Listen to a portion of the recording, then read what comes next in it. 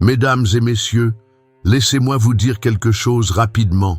Peu importe à quel point vous êtes beau ou belle, peu importe combien de belles paroles vous offrez, si quelqu'un vous ignore, vous devez lui montrer ce que ça coûte. Voici la vérité. Si vous laissez quelqu'un vous traiter comme si vous n'aviez aucune valeur, il croira que vous n'en avez aucune. S'il ignore vos messages, votre temps, votre cœur, alors vous devez faire ce que la plupart des gens ont peur de faire, reculer. Arrêtez de vous montrer là où on ne vous voit pas. Arrêtez d'appeler là où on ne vous entend pas. Arrêtez de donner là où vous ne recevez rien en retour. Lorsque quelqu'un vous ignore, surtout quelqu'un qui prétend tenir à vous, ce n'est pas juste un moment de silence, c'est un message. Et parfois, ce message parle plus fort que des mots ne le pourraient jamais. Vous n'êtes pas assez important pour l'instant. Soyons clairs, tout le monde a des moments chargés. La vie arrive. Nous avons tous besoin d'espace de temps en temps. Mais il y a une différence entre avoir besoin d'espace et choisir d'ignorer votre présence.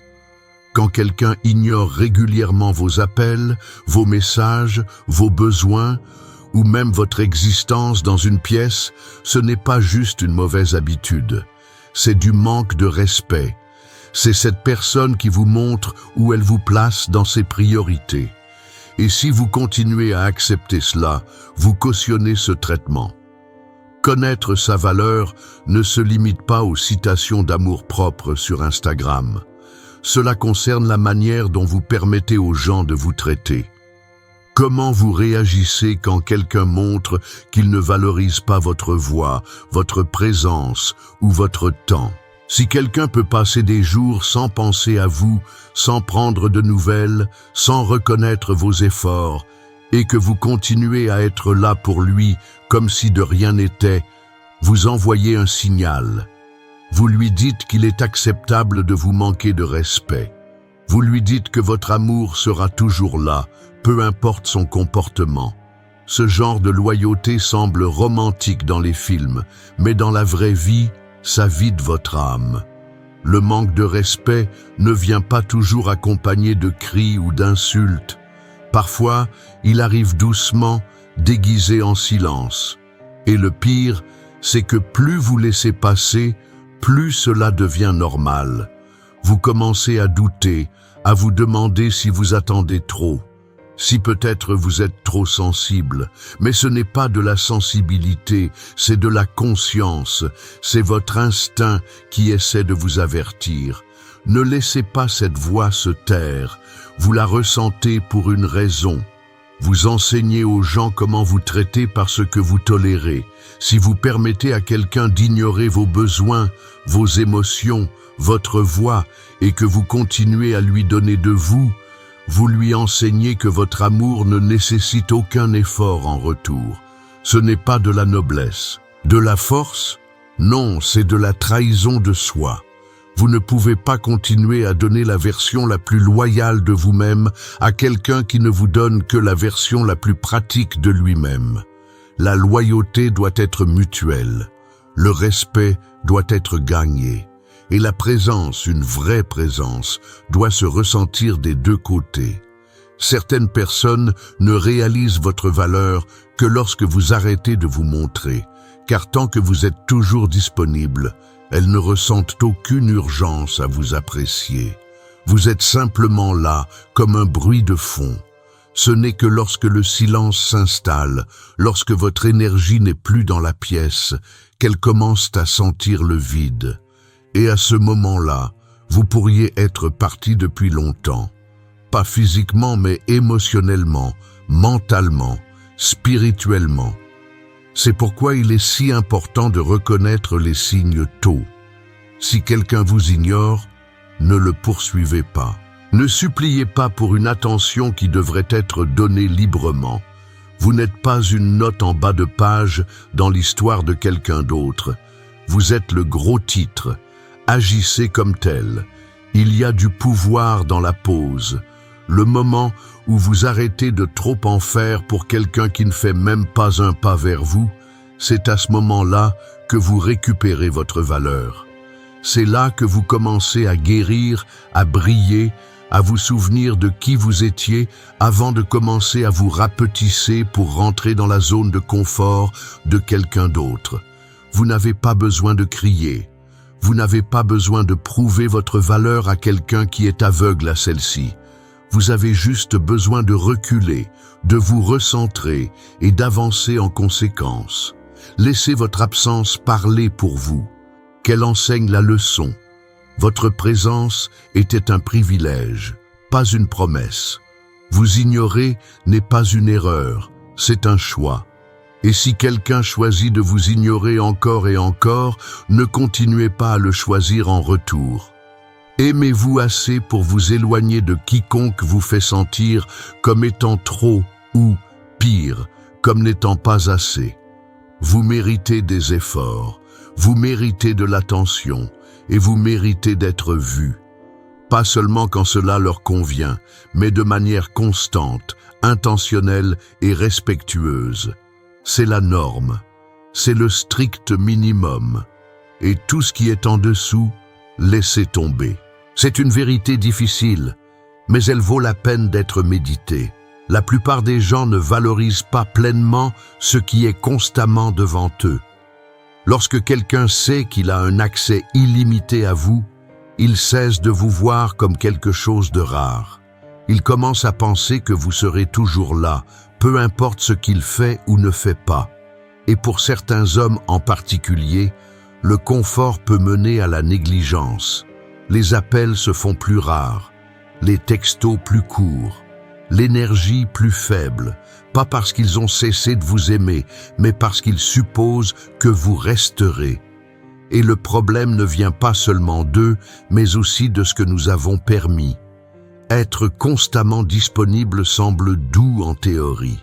Vous voulez être soutenant, loyal, aimant. Vous voulez prouver que vous êtes fiable, que vous êtes là pour lui quoi qu'il arrive. Mais si vous dites toujours oui, répondez instantanément et êtes toujours présent même quand il ne fait aucun effort. Vous lui enseignez qu'il n'a pas besoin d'essayer, que vous continuerez à donner même lorsqu'il arrête de se montrer. C'est là que la dynamique change. Soudain, c'est à sens unique et vous portez tout le poids émotionnel de deux personnes pendant qu'ils naviguent tranquillement, sans même réaliser à quel point votre amour est lourd. Voici la vérité. Les gens ne courent pas après ce qu'ils possèdent déjà, ils courent après ce qu'ils pensent pouvoir perdre. Cela ne signifie pas que vous devez jouer à des jeux. Ce n'est pas une question de manipulation, c'est une question de limite. C'est une question de respect de soi. Lorsque vous fixez des limites, lorsque vous dites « pas aujourd'hui », lorsque vous ne répondez pas immédiatement, lorsque vous vous priorisez, vous créez une distance saine. Et cet espace attire l'attention. Cela leur rappelle que vous n'êtes pas garanti. Cela leur rappelle que vous avez une vie qui ne tourne pas autour d'eux. C'est là que l'intérêt se ravive. C'est là que les efforts reviennent. Être trop disponible envoie le mauvais message. Cela peut sembler désespéré, même quand il s'agit simplement de dévouement. Cela peut paraître comme du besoin, même quand il s'agit simplement d'amour. Les gens confondent souvent l'accessibilité avec la simplicité. Ils pensent qu'elle est facile à joindre, donc elle doit être facile à garder. Mais personne ne valorise ce qu'il n'a pas à gagner. Pensez aux marques de luxe. Ce qui les rend précieuses, c'est en partie leur rareté. Elles ne submergent pas le marché, elles ne courent pas après les acheteurs. Elles tiennent leur position et laissent les bonnes personnes venir à elles.